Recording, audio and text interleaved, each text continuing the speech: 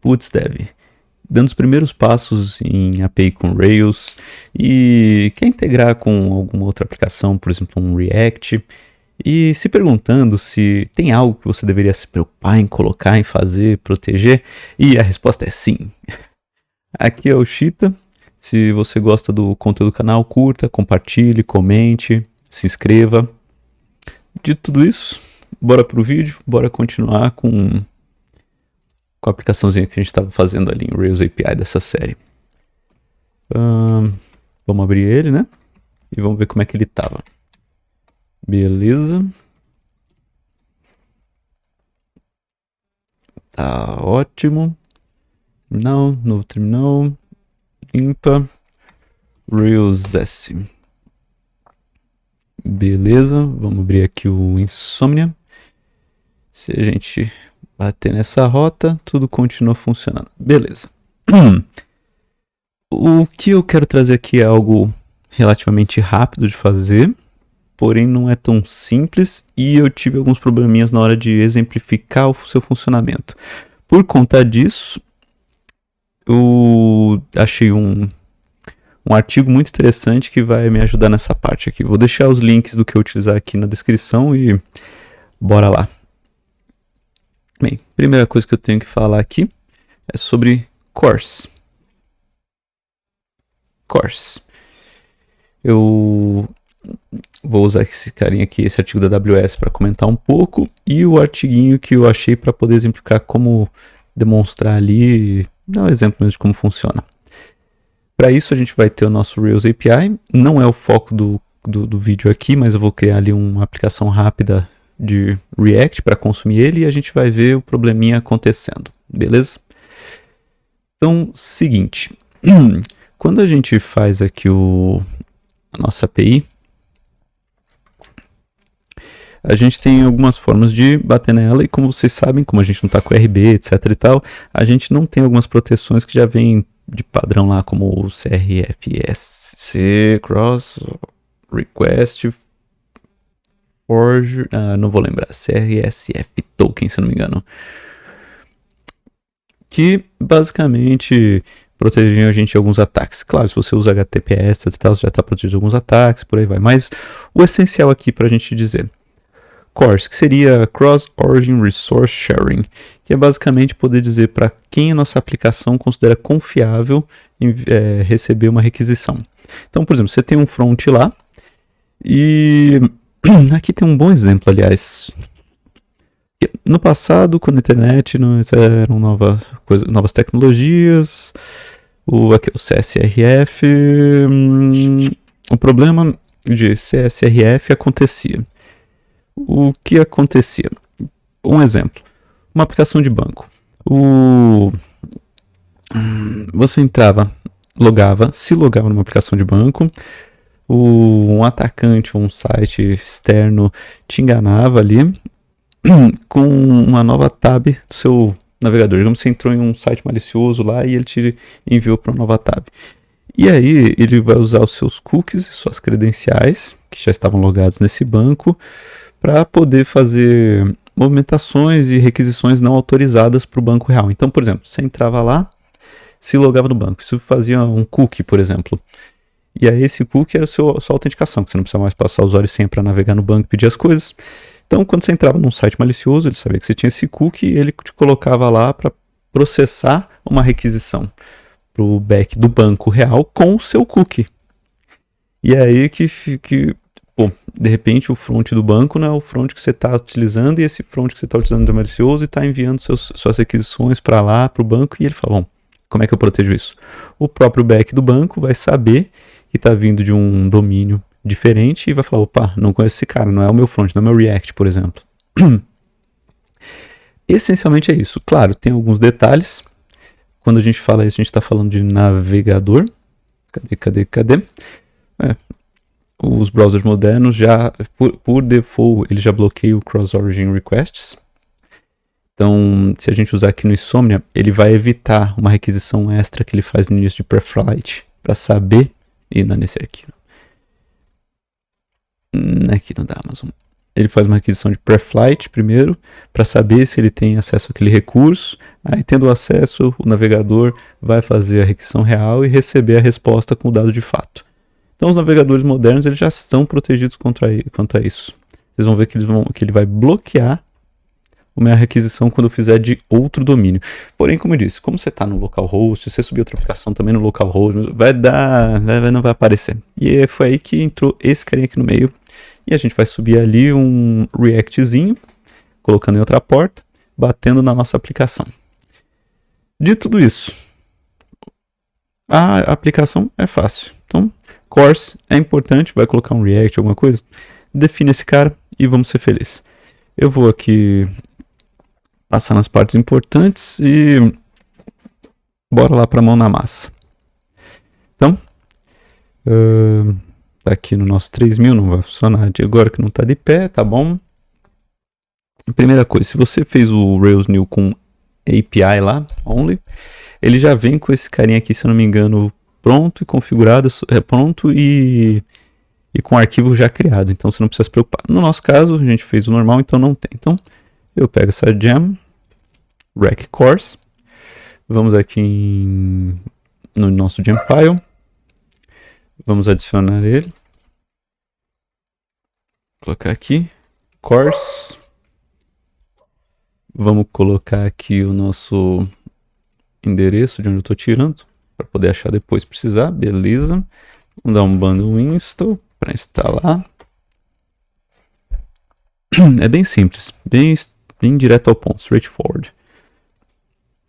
Feito esse cara aqui, a gente pode vir aqui e ele vai pedir para que tenha esse cara aqui. Então, config initializers course. Então, config initializers ovo course.rb.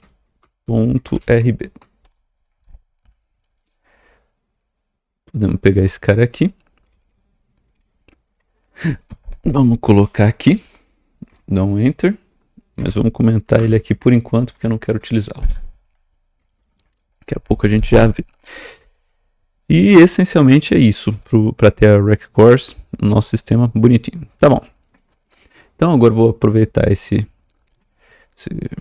artigo aqui do nosso colega e vamos fazer uma aplicação de front-end aqui, ó.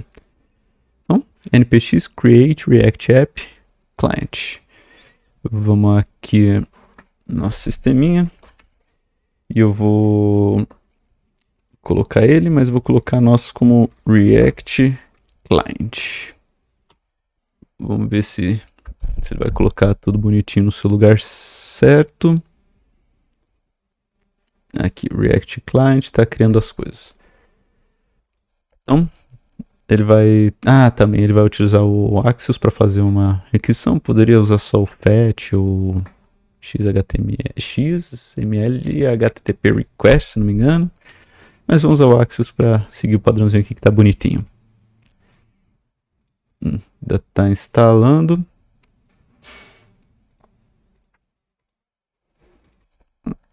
Beleza. Tá colocando bem. Enquanto isso, eu vou comentar o que a gente vai fazer aqui no... O que ele vai fazer aqui com o React. A gente vai usar o React, useState e o useEffect. UseState seria para persistir ali. Eu não sou especialista de React, tá? Mas o useState seria ali para lidar com o estado, vamos dizer, vou chamar assim, de forma grosseira, a memória ali do dado, uma variável, vamos chamar assim, para ficar fácil de entender, e o useEffect para saber lá em qual etapa de montagem do componente está. Então aqui, a gente vai ter o componente app, a gente vai ter a nossa rota aqui, que vai ser do articles, no caso. A gente fala, ao montar esse componente, que é isso que esse useEffect está fazendo, a gente vai mandar o Axios, fazer uma requisição de get nessa nossa URL.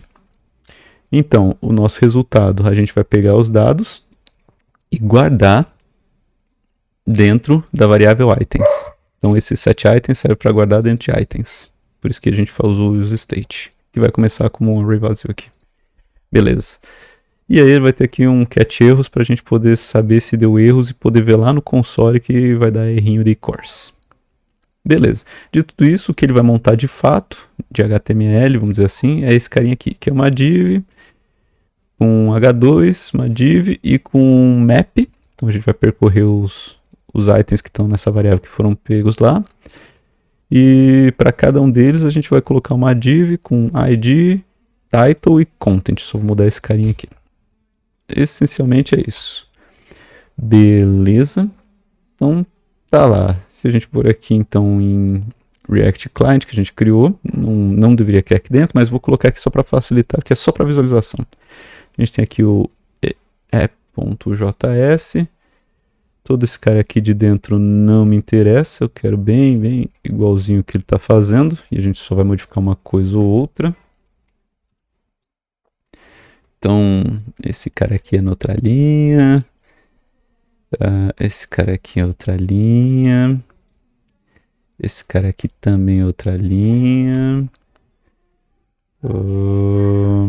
isso aqui a gente pula, tá certo, esse cara aqui também é outra linha. Aqui tá bom, V1. Aqui a gente vai chamar de articles.json use effect axios get nossa backend URL, tá bom. Aqui no topo a gente vai precisar desses carinhas aqui para poder usar essas funcionalidades, tá bom. Axios, esse app CSS aqui, deixa aqui o que já tinha. Aí aqui vai ser title. E aqui vai ser content, se eu não me engano. Beleza. Outra coisa que, se eu não me engano, o nosso data ali, se a gente olhar no nosso JBuilder, a gente colocou dentro de um data.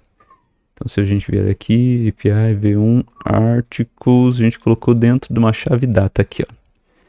Então, tenho que resgatar ele lá. Eu poderia só colocar ponto data, não acho que fica legal a legibilidade. Se eu não me engano, isso aqui também vai funcionar, fica mais claro pra gente. Beleza, agora sim, ele deve ser uma listagem de itens.map.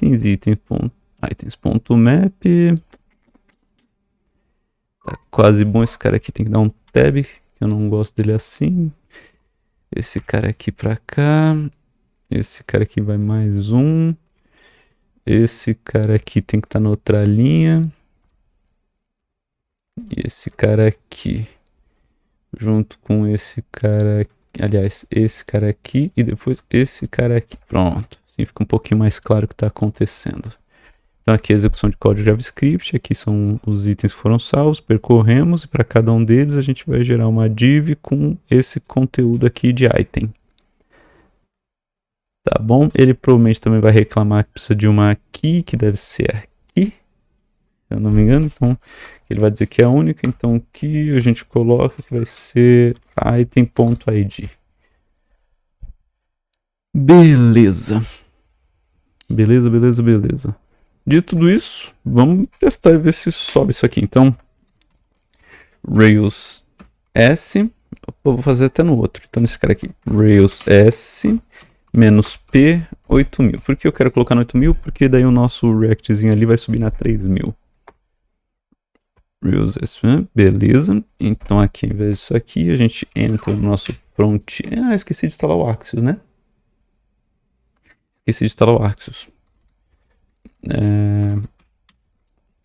React Client, beleza. Se eu não me engano, aqui, ó, npm install Axios. Ctrl L. Manda instalar o Axios no projeto, que senão esse cara aqui não vem e daí isso aqui não funciona. Tá bom? Foi. Então aqui o Rails está rodando na porta 8000, que é o que eu espero bater aqui. O nosso Rails é npm start, se eu não me engano. E aí ele vai abrir ali o navegador para a gente automaticamente. Beleza.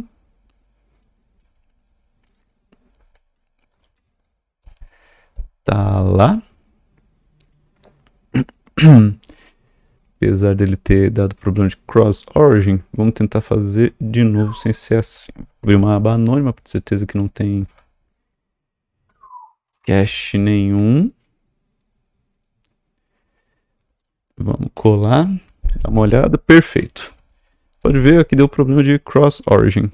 Então, se eu tento recarregar aqui, tirar os logs aqui, cross origin não deixou. Por quê? Porque ele realmente não é para permitir. Veio aqui, o navegador não permite, a não ser que o nosso back-end, que está aqui o cores, permita. Se eu fizer isso aqui, a nossa gema lá de rec cores vai permitir. Vai permitir qualquer origem, com qualquer recurso, com qualquer headers.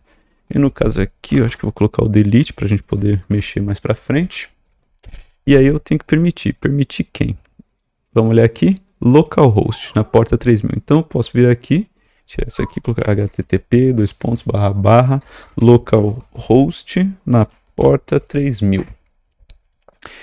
Pego o nosso Rails, desço, subo ele de novo, porque esse aqui está no initializer, então tem que descer e subir. Vamos dar uma olhadinha, F5. Funcionou.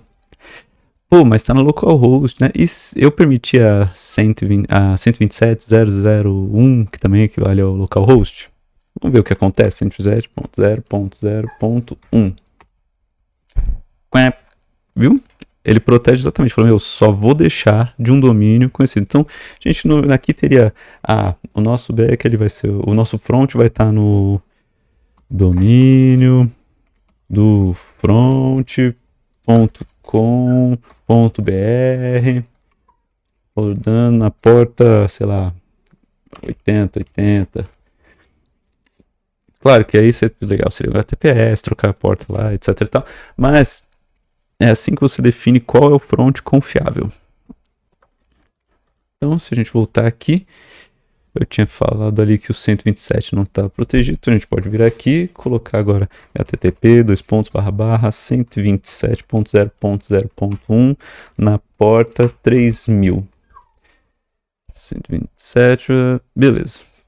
Tá no initializers, desço, subo, volto no nosso React App, do F5, olha lá, voltou a funcionar. Agora ele funciona tanto nesse localhost quanto nesse. Simples assim, uma proteção que é essencial. Como eu disse, a implementação é básica, mas é interessante entender bem o conceito e por que é importante. E sim, utilizem. Detalhes aqui, tinha mais algumas coisas a falar, algumas coisas que ele pontuou antes de terminar o vídeo. Que, como vocês viram, os browsers modernos já colocam isso aqui por padrão. Se você não vier no Insomnia, mesmo com esse cara aqui, ele não vai fazer o preflight, então ele continua funcionando sem problema nenhum. Que aqui ele foi no outro, né? Vamos colocar no 8000 para bater direto no nosso back-end do Rails 8123. Eu desci ele? Então o que eu digitei errado? Aqui.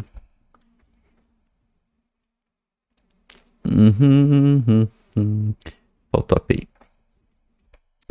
/API. Pronto. Então, isso aqui, como eu disse, os browsers já colocam, porque eles contam com esse pré-flight aqui, que é uma requisição inicial para poder saber se realmente é seguro. O Insomnia, se eu não me engano, dá para configurar, mas por padrão ele não vai fazer esse pré-flight, então ele bate no back, o back já manda a resposta direto. Os navegadores não, eles fazem esse tratamento de cores, e é por isso que é tão interessante vocês passarem esse cores para proteger assim de requisições bizarras, coisas que o pessoal pode estar fazendo no meio ali e atacando seu sistema. Então, você vai usar um React, alguma coisa, bota esse carinha e tem um pouquinho ali mais de segurança na sua vida, nas suas aplicações. O que mais aqui que tem de interessante para falar?